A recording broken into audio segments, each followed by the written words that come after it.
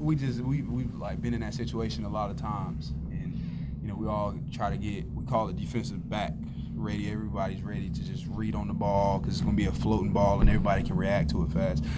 So we all were communicating back there, me, Troy, and Jacob, just to try to bat it back into our end, or just try to get a hand on it. Yeah, but they still picked it up. Yeah. Got a shot off, although they didn't really. I guess it was too late. Mm-hmm. Did you know right away it was too late, or did you think? I was hoping it was too late. Yeah, I bet you were. Troy, with a team like that, I mean, you're up 15 points in the first half, but the way they crashed the boards, etc., I guess you knew it might go down to the wire. Could you just comment on how that transpired? Well, going up 15, that was just a run that we would have at home. They are a great team, and we know that. It's definitely hard to just blow them out. They play hard basketball. They load the box heavy, and it's hard to get easy baskets. There was a point when they got back in the game, we had missed like 5. We shot 5 jump shots and missed all 5 of them, and that's when they came back into the game. And coach got on us when we got into the locker room. We gave up 2 late half buckets, and we went up 7 and to go into the half. And he was like, this game isn't a blowout. They're not just gonna lay down for us. They are a great team. They play hard. We can't just we can't just lose momentum like that and lose focus and talk about BS stuff and not be ready to get back on defense. So just little things that we got to focus on. And, regardless, we knew we wasn't going to blow them out, so we just had to play all 40 minutes. How much does it test you mentally playing a team like that they're just going to keep coming and coming and coming and coming? It's about getting stops, and then that kind of starts in practice because we got days where it's red versus black, and red will go on runs versus the black, and Kane, Justin, Trey, Nas, Jaren, they all start talking trash, quad, and it's like, man, we can't fold. We gotta come ready to play. We gotta get back at them. And tonight was a test for that. Every time it was a dead ball or a timeout, we was talking, game's not over. Got to get a stop. Got to box out. Got to rebound, and we did that a little bit today. You got 5 key points from Jaren Cumberland down the stretch, and a really smart foul by Kevin Johnson. Those kind of little things that you need to do to win this kind of game. Yes, I mean, everybody's on scholarship, with a little help from coach. We're not surprised that Jaren made those buckets. He can do that. Wilmington player of the year, all the points. He can score, and then Kev's a defensive guy. Coach told him late game we got fouls to give. Just start fouling. Let's try to close out the game like that. Not go down by a last-second shot. Like a lot of times happened last year. Like how much did last year prepare you guys for a moment like tonight? Last year you guys were kind of on the short end of a few of them. Just being frank, but now you guys pulled off. In a couple games you guys already pulled off too. Just finishing games. I think that's kind of our motto is finish. At the end of the game, Gary came down at the free throw line. We made a bucket. Come on, let's get a stop. Bev, he said, come on, let's get a stop. Dub, let's get a stop. Everybody was on the mindset of just getting a stop. We had the lead. We knew that the game wasn't over. It's all about getting stops and getting rebounds. Gary, what was it like trying to rebound against those guys? You held your own, but they still have rebounded by 10. Well, He ain't hold his own. Look at it again. he's talking about him out rebounding me and Kyle. All right. I won't hear the end of that. All right. But, coach, during the game, they hold their block out. So they go, and they're not worried about ball most of the time. They just going to hold us when we're trying to go get offensive rebounds. And then them offensive rebound and their guard, a lot of times their bigger guards will get in there, or their bigs are just kind of, what I talked about earlier in the week, them batting them back, and just, like, a lot of times we don't go hold like they do. We don't go contain. We'll go hit, turn around, and they'll keep coming. Instead of just going to hold your man and trusting your teammates to go get the rebound if you're holding and you're containing your guy. So they just keep coming when with other teams you might think you got them boxed out? Yeah, a lot of teams will die as soon as you hit them, but these guys, a lot of times that's the way they get their advantage, is to keep coming, getting offensive rebounds, and second chance, yeah. How much did the crowd help you tonight? They were loud. That's what we expected. 9 o'clock game, ESPN time, first game back for the students on campus. That kind of helped the red for us. Like, come on, man, we can't give up home court. We got to protect this house. We got a saying in our locker room. I'm not really gonna say it, but it's basically you don't let nobody come into your street and take over your street, and that's just how we was thinking. That's how we're gonna continue to think with games at home. The crowd definitely helped us when they went on runs. Crowd was screaming defense and just yelling. I don't know if it rallied them because they are a great team, but it helped us. I got the shakes a little bit. Troy, 6 assists, no turnovers. You guys as a team had only 4 turnovers.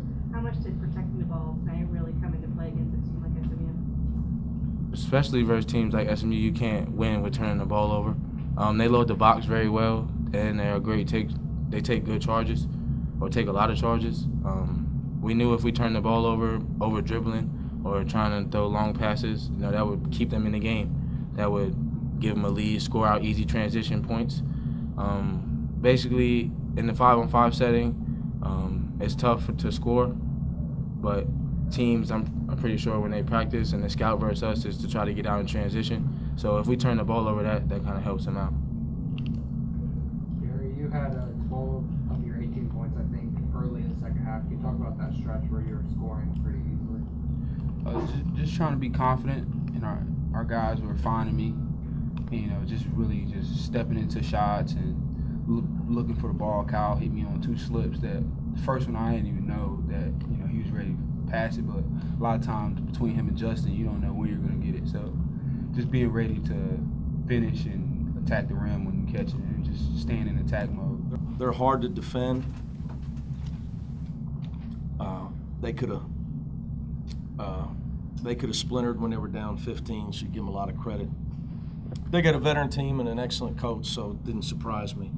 Thought at halftime I knew it was going to be a dogfight because whenever, I don't care if it's basketball or football, whenever you should be up double figures at halftime and you've controlled the game and you've let a team come back and cut the lead to 7, you're not going to keep making every shot. You're not going to shoot 50% from 3 the whole game. But it was a good win for our team. But our defense left a lot to be desired. We only had 1 steal tonight, only had 15 deflections. So we let them get comfortable. Somehow as a coaching staff, we got to do a better job for our kids. Next time we play SMU, got to find a better way to play defense against them because as the game went on, we took nothing away from them. They were getting everything they wanted. But obviously, it's win's a win next game. It's at that point of the year. Play every 3 days, you win, and then get to the next game. Just talking about the way the game ended, Kevin Johnson, smart foul there, cut. They had 1.1 second to get off the shot. After that, just Yeah, that was. We talked about that when Jake was going. Of course, I'd like for Jake to go up there and make the 1-on-1, but I put Kev up there, told him try to wait a second. So we had enough time to foul all the way out till obviously they were going to have to try to just throw it long. Guys executed that part of it. You mentioned, we talked about the rebounding earlier in the week and how hard they go to the glass. Yeah, we did a good job boxing them out. I mean, they missed 39 shots, only got 13 offensive rebounds. For them, that's way below their percentage. They missed 36 field goals and 3 free throws. Problem is, we only had 4 offensive rebounds.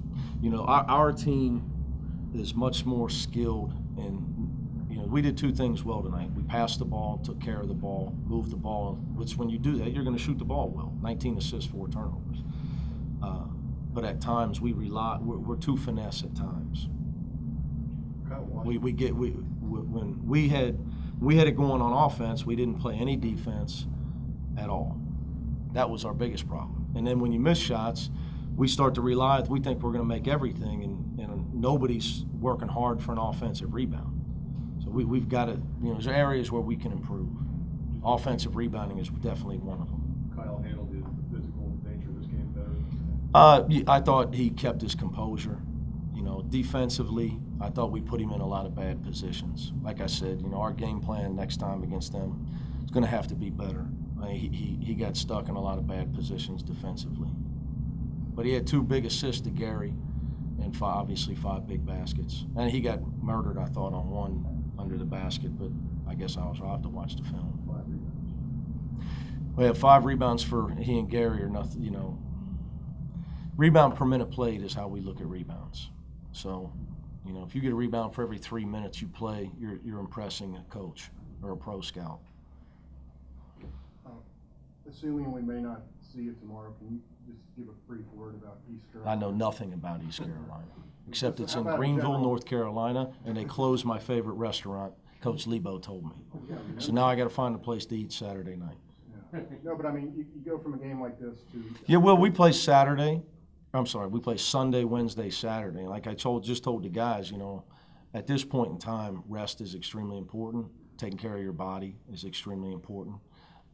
Mental preparation is important because you have to limit your physical activity so you're ready with all these games coming. We don't have a week off the rest of the year. You know, 4-day break's all we got from here on out because of playing Xavier so late in the season. So that's the most important thing for us: rest, recovery, make sure you're ready to play. But as far as East Carolina, you have to get Coach Davis in here as his scout.